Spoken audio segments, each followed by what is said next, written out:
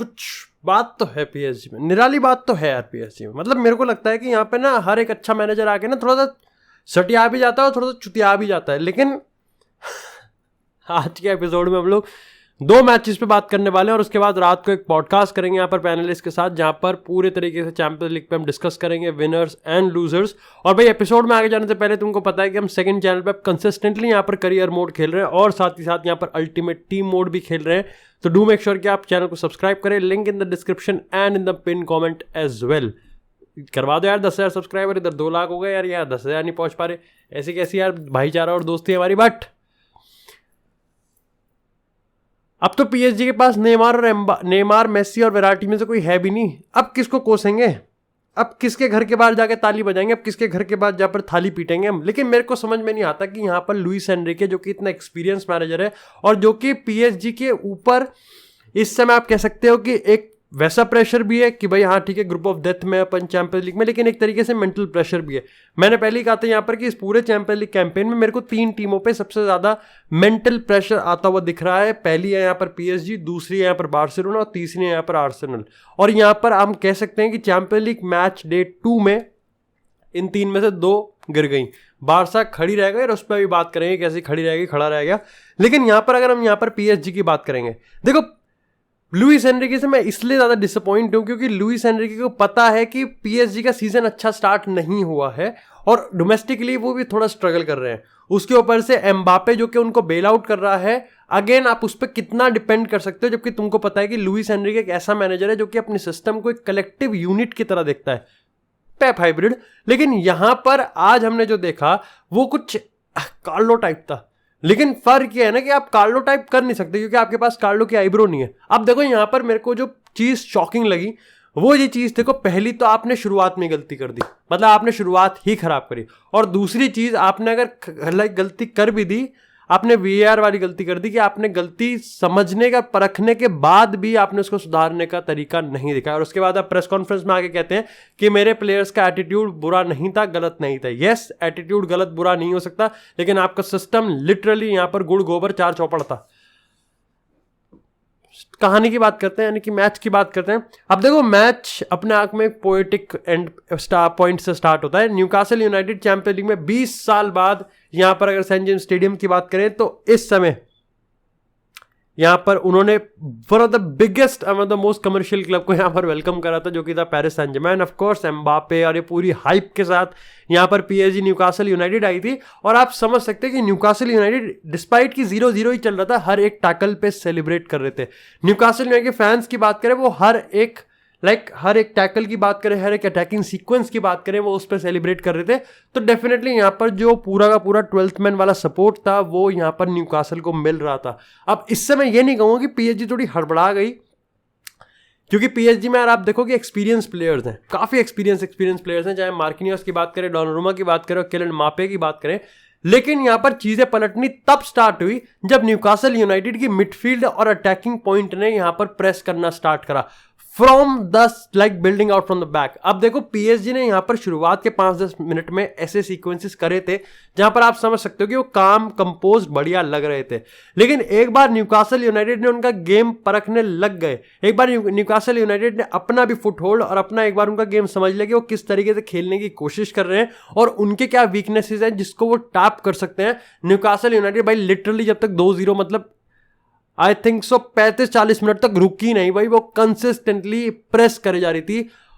और गरीमत है भाई कि पीएसजी बच गई। अब देखो शुरुआत में ये उस्मान डेम्बेले का एक शॉट आता है जो कि मतलब पूरे गेम का सिनेरियो पलट सकता था, बहुत माइन्यूट सा डिफरेंस था। एम्बापे ने बहुत प्यारा सेटअप करा था और फर्स्ट टाइम शॉट यहाँ पर मारा था। डेम्बेले की किस्मत ही ऐसी है कि कुछ नहीं कर सकते।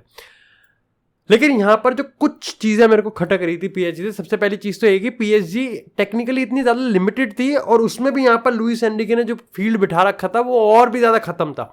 अब देखो यहाँ पर नूनो मेंडेस नहीं था, तो इसका मतलब यहाँ पर आपने लूकास हर्नांडेज को खिला रखा था, इसमें कोई दिक्कत की बात नहीं है। लेकिन लूकास हर्नांडेज के साइड में जो खेल रहा था वो था स्क्रीनियर, जो कि अपने आप में डिफेंडरों का लुकाकू लग रहा था इस मैच में। मतलब he was so slow in reacting, और चीजों को पढ़ने में वो काफी ज्यादा स्लो था।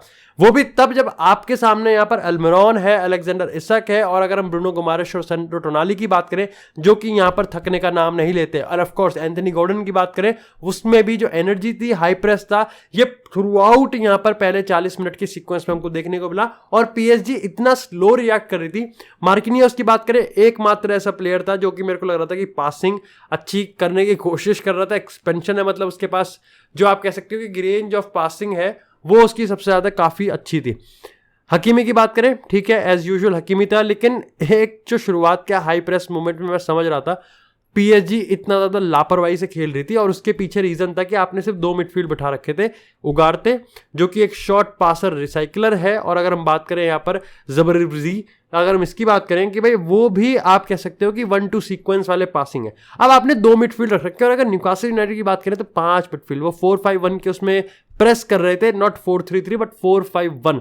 इससे हो ये रहा था कि मिडफील्ड में यहाँ पर न्यूमेरिकल एडवांटेज था न्यूकासल के पास, और ऊपर से क्योंकि न्यूकासल हाई प्रेस कर रही थी, और पीएसजी यहाँ पर स्विच, ना ही वो साइड स्विच कर रही है, ना ही कोई यहाँ पर लॉन्ग पास दे रहा है। और अगर आंडू पांडू कोलू मुआनी की बात करें, और अगर गोंसालो सैक्सी रैमोस की बात करें, तो उनके पास तो यहाँ पर मतलब बॉल आ रही है, जा रही है, वो गेम में है कि नहीं है, खेल रहे हैं नहीं खेल रहे हैं, बॉल बॉय है क्या है, हिला रहे हैं, समझ में ही नहीं आ रहा भाई। तो ये जो पूरा सिस्टम था ना कि 4-2-4 खिलाएंगे अपन, ये ऑन पेपर बढ़िया लग रहा था, क्योंकि इसके पीछे की थ्योरी जो थी वो ये थी कि भाई देखो हमारे पास आंडू पांडू कोलू मुआनी है, गोंसालो सैक्सी रैमोस हो गया, किलियन एम्बापे हो गया, और उस्मान हॉस्पिटल डेम्बेले हो गया। अब इन 4 पेसी अटैकर्स के सामने जब न्यूकासल यूनाइटेड का स्लो डिफेंस होगा तो डेफिनेटली किलियन इन सबकी इंडिविजुअल ब्रिलियंस और आपस में जो इनकी आईक्यू वो संभाल लेगी। देखो आइडिया बढ़िया था, लेकिन वहां तक पहुंचने का कौन। मतलब मैं यहां पर बैठ के कह दूं कि यार पेरिस में तो मैं सबसे पहले एक क्रोसान ऑर्डर करूंगा, एक रशियन, हाँ मेरा मतलब है कि एक रशियन सैलेड ऑर्डर करूंगा, और वो ऑर्डर करूंगा, तो आधे घंटे बाद पिताजी आएंगे और रैपट मार के कहेंगे कि वहां तक जाएगा कैसे जब पैसे नहीं है। तो वही चीज यहां पर थी कि आप अटैकिंग के सपने देख रहे हो कि आप न्यूकासल यूनाइटेड के स्लो डिफेंस को कैसे बीट करोगे, जब आपको ये तो पता नहीं कि आपकी बॉल यहां पर गोलकीपर डोनारूमा से यहां पर वहां तक पहुंचेगी कैसे।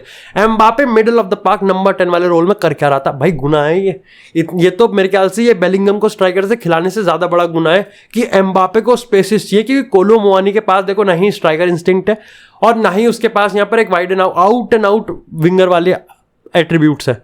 तो वो थोड़ा थोड़ा सा यहां पर इधर उधर का ही है वो, मतलब ठीक है फ्रैंकफर्ट से आगे मनी लॉन्ड्रिंग होगी, क्या हिसाब है, कोई दिक्कत की बात नहीं है। अब देखो न्यूकासल यूनाइटेड की बात करें तो न्यूकासल यूनाइटेड में सबसे पहले तो अलेक्जेंडर इसाक की बात करें, एब्सोल्युटली ब्रिलियंट, मतलब उसका जो ऑफ द बॉल गेम रहता है बढ़िया रहता है। लेकिन न्यूकासल यूनाइटेड जो एक चीज के और साथ खेल रही थी वो था कॉन्फिडेंट। उनको ये चीज पता था कि हाई प्रेस कर रहे हैं और पीएसजी गलती कर रही है। मेरे को ये चीज देख के बहुत ज्यादा शौक हुआ कि पीएसजी इतनी एक्सपीरियंस साइड होकर, और ऑफकोर्स एक एक्सपीरियंस मैनेजर के अंडर खेल रहे हैं, फिर भी वो इतने बच्चों वाले, मतलब चाइल्ड लेबर पर इनके पास पॉक्सो एक्ट पे उसके तहत यहाँ पर केस होना चाहिए कि साले बच्चे खिला रखे हैं, क्योंकि यहाँ पर इतनी ज्यादा डेलिब्रेट और सो केयरलेसनेस मिस्टेक हो रही थी ना यहाँ पर उनसे पासिंग में, कि सिंपल पासिंग वो यहाँ पर एग्जीक्यूट नहीं कर पा रहे थे। और ये पूरे के पूरे पहले 45 मिनट चला, गोल मारा यहाँ पर, और उसके बाद अगर हम बात करें यहाँ पर अगर सेकंड हाफ की, तो मैं एक्सपेक्ट कर रहा था कि सेकंड हाफ में होगा, लेकिन भाई साहब ने यहाँ पर उगारते, जिसका इतना गंदा गेम गया है कसम से, उगारते को हटा के उसने यहाँ पर विटिनिया को ले आया। अब अगेन बात वही कि भाई अबे बात तो वही रही, मतलब टट्टी पे आपने थोड़े से यहाँ पर अगर पीनट बटर लगा दी तो आपको लग रहा है कि अब यहाँ पर पीनट बटर चॉकलेट फ्लेवर हो गया।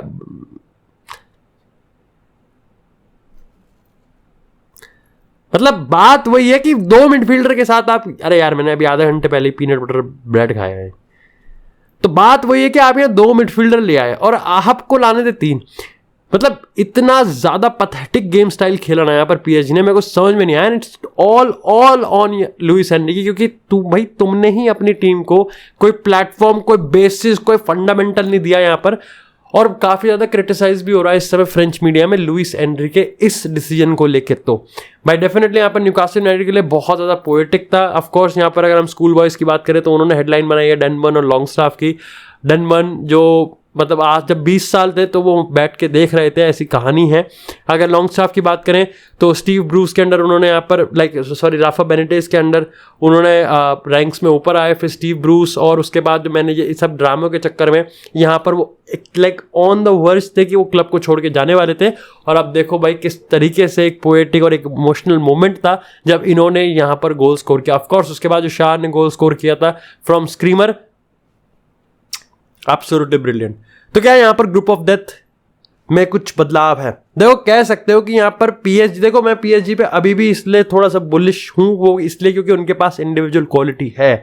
आज टोटली यहाँ पर एक कलेक्टिव एरर था, कलेक्टिव मिसमैनेजमेंट था, और वो भी पूरी तरीके से लुइस एनरिके पे करने की पता नहीं क्या कोशिश है। जब 4-3-3 से आपने प्री सीजन और उसके बाद के शुरुआती गेम से अच्छे खेले थे तो आप उसमें चेंज क्यों करते? कौन से चुनचुने काटते हैं? लेकिन खैर इसी के साथ बात करते हैं अब अपने दूसरे मैच की, और वो है यहाँ पर एफसी पोर्तो और बार्सिलोना के बीच पे। डो ड्रैगो में ये मैच था। आई थिंक कह सकते हैं कि बार्सिलोना के ग्रुप स्टेज में जितने भी फिक्सचर हैं सबसे टफ मैच है, क्योंकि अवे फ्रॉम होम है। तो 6 के 6 मैचेस में से यहाँ पर ये सबसे टफ मैच था। और क्या बार्सिलोना ने ये टेस्ट पास किया? The answer is yes. Under very unfavorable conditions, under very uncomfortable positions, match की पोजीशंस, बार्सिलोना ने ये टेस्ट पास किया। फ्लाइंग कलर्स के साथ नहीं, कह सकते हो कॉम्प्रोमाइज तरीके से, लेकिन पास इस पास 3 पॉइंट्स होते हैं। अब देखो सबसे पहले हमको यहां पर समझना पड़ेगा कि यहां पर चीजें सिचुएशन हो कैसे रही थी। जैसे मैंने कहा कि भैया यहां पर 3 टीम्स हैं, पीएसजी, आर्सेनल, बार्सिलोना। 2 टीम्स ढह गई, एक खड़ी रह गई। अब देखो बार्सिलोना से मेरे को एक चीज जो सबसे अच्छी चीज लगी वो ये था कि बार्सिलोना का एक ट्रैक रिकॉर्ड है, वो है डिफेंस का। और उस चीज को मेंटेन करने के लिए जो सबको है ना, उसको यहां पर आप उसको भाई अवार्ड टोमेंटो मोमेंटो चोमेंटो जो देना है भाई, गांड दे दे जावी अपनी, लेकिन भाई उनको ऑनर फील करवाओ, उनको ना रिवॉर्डेड फील करवाओ। उनको ना हर 3-4 मिनट में ना उनको कुछ ऐसा बताते रहो कि भाई तेरी वजह से ना ये टीम इतनी ज़्यादा सही खेल रही है। And that are like Jules Kounde हो गया। उसके बाद यहाँ पर अगर हम बात करें सर्जियो अराउओ हो गया, और यहाँ पर अराउओ हो गया, रोनाल्ड अराउओ। उसके बाद अगर हम बात करें यहाँ पर सर्जी रोबर्टो को नहीं, अराउओ की बात करें, अराउओ को थोड़ा डिस्कम्फर्ट हुआ गेम के बाद, लेकिन बाद में पता चला कि ठीक है क्रैम्प है, और यहाँ पर मैच फिटनेस की वजह से फिजिकल डिमांड जो थी उसके चक्कर में है। लेवेंडोव्स्की का भी यहाँ पर 33-34 मिनट में भाई यहाँ पर छुट्टा छप्पन हो गया। लेकिन अगेन पता चल रहा है कि यहाँ पर थोड़ा सा स्कार है, घाव नहीं है, सिर्फ निशान है, तो शायद से रिकवर हो सकता है मोस्ट प्रॉब्ली यहाँ पर, क्योंकि इंटरनेशनल ब्रेक है तो ज़्यादा डरने की बात नहीं है। बीच में लमीन यमाल मुताए हगाए, हमें पता भी नहीं चला, क्योंकि मैंने मार्कोस अलोंसो को विंग पे देखा, मैं डर गया भाई। मैं गया अरे बाप रे ये डरावनी चीज़ क्या हो रही है। गेम फिजिकल वाला था ऑफकोर्स, भाई क्रीपी गेम था, क्योंकि बार्सिलोना अपने बेस्ट से काफ़ी दूर थी। कह सकते हो कि एवरेज, बिलो भी आप एवरेज कह सकते हो, ऐसा था। क्योंकि फुटहोल्ड नहीं बार्सिलोना ने गेन किया इस गेम में, और नहीं यहाँ पर पोर्तो ने करा। अब देखो पोर्तो का आप स्टाइल कह सकते हो कि Porto was like trying to play with a target man. लेकिन उसके बाद एक चीज समझ में आ रही थी कि पोर्तो एक्चुअली में बार्सिलोना को फिजिकल एस्पेक्ट में बीट करने की कोशिश कर रही है। बहुत सारे प्लेयर्स ऐसे हैं जो कि यहाँ पर डाउन द रोड भाग रहे हैं, काफी ज्यादा लाइक ग्राउंड कवर कर रहे हैं। ऑफकोर्स 45 मिनट पे आप फेरान टोरेस, उसकी पोजीशंस की बात करें, उसके मूवमेंट्स की बात करें, उसके थ्रेट की बात करें, शुरुआत के कुछ मिनटों में तो मेरे को जाओ फेलिक्स इतना प्यारा लग रहा था, एक आधा चांस भी उसने मिस करा था, लेकिन जो ड्रिबलिंग उसकी स्लिक आ रही थी, मजा आ रहा था भाई देखने में।